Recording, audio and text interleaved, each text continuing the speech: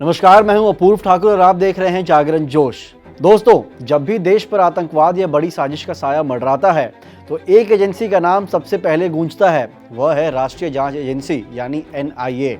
क्या आप जानते हैं कि पुलवामा अटैक हो या मुंबई में 26/11 जैसा हमला या विदेश में रची गई कोई बड़ी देश विरोधी साजिश, इन सभी मामलों की जांच की जिम्मेदारी किसके पास होती है? जी हाँ, NIA के पास। आज हम बात करेंगे देश की सबसे ताकतवर जांच एजेंसी की। यह एजेंसी कब बनी, इसे कौन सी विशेष शक्तियां प्राप्त हैं जो इसे अन्य पुलिस बलों से अलग करती हैं, और आतंकवाद के खिलाफ इसकी भूमिका कितनी अहम है। हम जानेंगे कि कैसे NIA बिना किसी राज्य की अनुमति के पूरे देश में कहीं भी जाकर आतंकियों को पकड़ सकती है और जांच कर सकती है। तो चलिए जानते हैं देश की सुरक्षा में सबसे आगे खड़ी नेशनल इन्वेस्टिगेशन एजेंसी यानी NIA के रोल, पावर और उनके काम करने के तरीके को। यह कहानी सिर्फ जांच की नहीं बल्कि राष्ट्र की सुरक्षा के संकल्प की है। NIA यानी राष्ट्रीय जांच एजेंसी भारत की प्रमुख आतंकवाद रोधी यानी काउंटर टेररिज्म जांच एजेंसी है। इसका गठन देश पर हुए सबसे भयावह आतंकवादी हमले 26/11 के बाद किया गया था। इस हमले के बाद महसूस किया गया कि देश में एक ऐसी केंद्रीय संघीय एजेंसी की जरूरत है जो आतंकवाद से जुड़े मामलों की व्यापक और समन्वित तरीके से जांच कर सके। इसलिए भारत सरकार ने राष्ट्रीय जांच एजेंसी अधिनियम 2008 पारित किया, जिसके बाद 31 दिसंबर 2008 को NIA अस्तित्व में आई और इसने 2009 में अपना कामकाज शुरू किया। यह एजेंसी भारत के गृह मंत्रालय के प्रशासनिक नियंत्रण के तहत काम करती है। NIA का मुख्य काम देश के संप्रभुता, सुरक्षा और अखंडता को प्रभावित करने वाले अपराधों, खासकर आतंकवाद और टेरर फंडिंग से जुड़े मामलों की जांच करना है। अपनी स्थापना के बाद से NIA ने कई बड़े और साहसी ऑपरेशन को अंजाम दिया है। सबसे पहले बात करते हैं PFI के खिलाफ देशव्यापी ऑपरेशन मिडनाइट की। पॉपुलर फ्रंट ऑफ इंडिया यानी PFI और उससे जुड़े लोगों के खिलाफ आतंकवाद को बढ़ावा देने, टेरर फंडिंग और ट्रेनिंग कैंप चलाने के गंभीर आरोप थे। साल 2022 में NIA ने 100 से अधिक ठिकानों पर एक साथ छापेमारी की। यह NIA के इतिहास का सबसे समन्वित ऑपरेशन माना जाता है, जिसमें 106 से ज्यादा लोगों को गिरफ्तार किया गया। इस कार्रवाई ने पूरे देश में PFI के नेटवर्क को ध्वस्त कर दिया था। इसके बाद आता है टेरर फंडिंग नेटवर्क पर चोट। जम्मू कश्मीर और अन्य राज्यों में आतंकवाद के लिए पैसे जुटाने वाले नेटवर्क का भांडाफोड़ करना। NIA ने हुर्रियत नेताओं और व्यापारियों पर नकेल कसी, जो पाकिस्तान से पैसा लेकर आतंकी गतिविधि को बढ़ावा दे रहे थे। सूत्रों के मुताबिक जम्मू कश्मीर में 45 से अधिक ठिकानों पर की गई छापेमारी टेरर फंडिंग के मामले में NIA का एक बड़ा और निर्णायक ऑपरेशन था। इसके बाद आता है अंतर्राष्ट्रीय आतंकी मॉड्यूल का भांडाफोड़, जिसमें देश के बाहर रची गई आतंकी साजिशों और ISIS जैसी संगठनों से जुड़े मॉड्यूल की जांच। दिल्ली में हुए कार विस्फोट जैसे मामलों में NIA ने जम्मू कश्मीर और उत्तर प्रदेश के कई ठिकानों पर छापेमारी कर व्हाइट कॉलर टेरर नेटवर्क का भांडाफोड़ किया, जिसमें तकनीकी रूप से प्रशिक्षित लोग शामिल थे।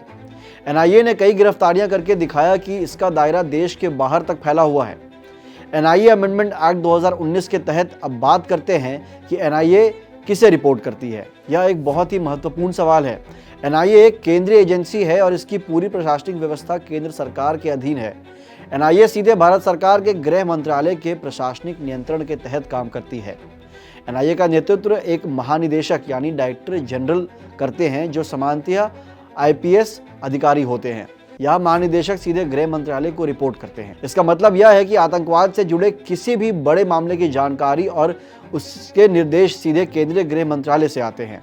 यह NIA को राज्य सरकारों से विशेष अनुमति लिए बिना ही देश के किसी भी राज्य में जांच करने की अद्वितीय शक्ति देता है।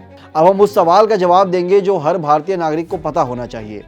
राष्ट्रीय जांच एजेंसी को कौन कौन सी ऐसी विशेष शक्तियां मिली हैं जो इसे देश की सबसे ताकतवर जांच एजेंसी बनाती है? NIA को ये शक्तियां राष्ट्रीय जांच एजेंसी अधिनियम 2008 और उसके बाद 2019 के संशोधन में मिली है। ये शक्तियां इसे देश की आंतरिक सुरक्षा की अंतिम दीवार बनाती है। दोस्तों, NIA को पूरे देश में जांच का असीमित क्षेत्राधिकार होता है। यह NIA की सबसे बड़ी शक्ति है। सामान्यतः केंद्रीय जांच एजेंसी जैसे CBI को किसी राज्य में जांच करने के लिए राज्य सरकार की सहमति लेनी पड़ती है, लेकिन NIA को किसी भी आतंकवादी घटना की जांच करने के लिए देश के किसी भी राज्य में जाने के लिए किसी विशेष अनुमति की आवश्यकता नहीं है। यह शक्ति NIA को संयुक्त राज्य अमेरिका की FBI के तरह एक सच्चा संघीय जांच निकाय यानी फेडरल इन्वेस्टिगेशन एजेंसी बनाती है, जो अंतर्राज्यीय मामलों में तुरंत और प्रभावी ढंग से काम कर सकती है। अब एनआईए उन अनुसूचित अपराधों की जांच भी कर सकती है जो भारत के बाहर किए गए हों, लेकिन जिसमें भारत के हित को प्रभावित हुआ हो। यह शक्ति एनआईए को अंतर्राष्ट्रीय संधियों और समझौतों को लागू करने में मदद करती है, जिससे विदेशों में बैठे आतंकियों पर भी कानून कार्रवाई संभव हो पाती है। एनआईए सिर्फ सामान्य अपराधी की जांच नहीं करती, बल्कि केवल अनुसूचित अपराधों यानी शेड्यूल्ड ऑफेंसेस की ही जांच करती है, जो राष्ट्रीय सुरक्षा के लिए सबसे बड़ा खतरा है।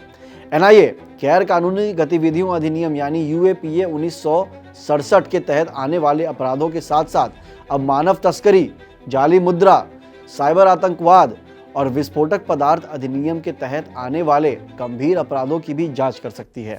यदि जांच के दौरान कोई गैर अनुसूचित अपराध भी सामने आता है तो अनुसूचित अपराध से जुड़ा है तो एनआईए उसकी जांच भी कर सकती है। एनआईए को टेरर फंडिंग से संपत्ति जब्त करने की शक्ति भी होती है। आतंकवाद की कमर तोड़ने के लिए एनआईए को टेरर फंडिंग से जुड़ी संपत्तियों को जब्त करने की विशेष शक्ति मिली है।